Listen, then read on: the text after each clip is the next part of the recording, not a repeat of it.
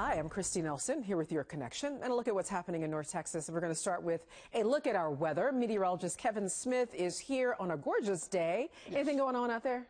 No complaints, nothing but some sunshine. We see that at the view from our tower cam overlooking toward uptown and downtown Dallas, showing nothing but a lot of blue sky. Get out and enjoy the beautiful weather. High temperature today is 72 degrees. Normal high is at 77, so slightly below that normal high. Winds from the south at 10 to 15 miles per hour. Now this evening, we're dropping it down to 55 degrees. I want to advise everyone it is peak migration for those birds moving across North Texas, so lights out if you can from 11 p.m. until 6 a.m. Do your part the Texas-friendly way. So those temperatures into Tuesday, we're into the upper 70s, around 79 into your Wednesday, and then Thursday we're up to 80 degrees with a chance for some evening thunderstorms. And then into Friday, we have a slight risk for severe weather. The same story into Saturday. Some of those thunderstorms severe. We'll keep you updated on that and the potential for 1 to 2 inches of rainfall before it's all said and done. Not a washout, but everyone be advised of a rainy weekend. Over to you, Christy. All right, thanks so much.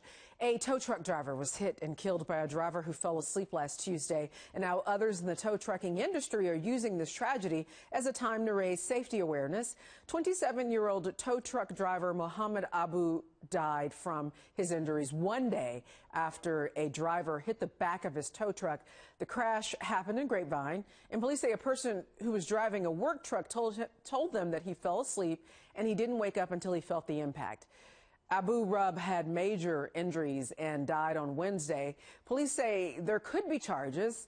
The discount towing owner, Scott Gonzalez, says that when he hears of crashes like this, he takes it as a time to remind his drivers about the dangers of doing their jobs.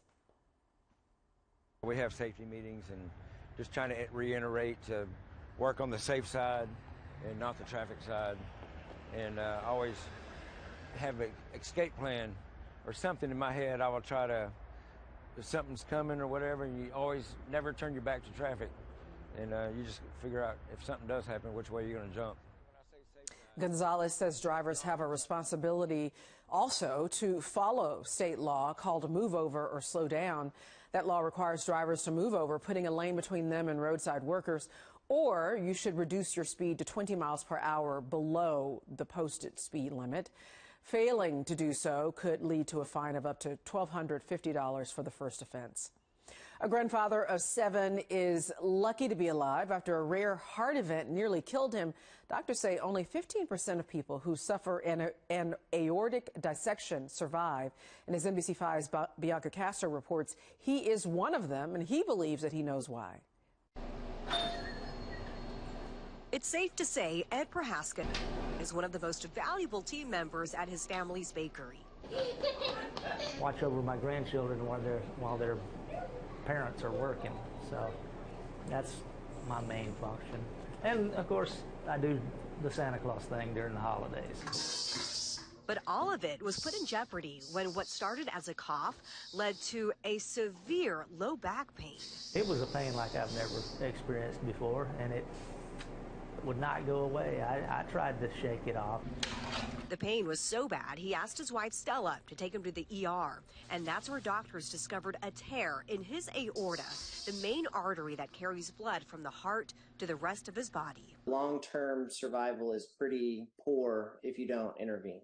Without a lot of time to wait, Texas Health's Dr. Justin Collier performed emergency surgery. But thanks to medical advances, they avoided open heart surgery. We have very ingenuitive devices that we can go through the arteries in the leg, go up into the chest, and repair the blood vessels with very large and branching stents to seal off the tear without having to physically open his chest.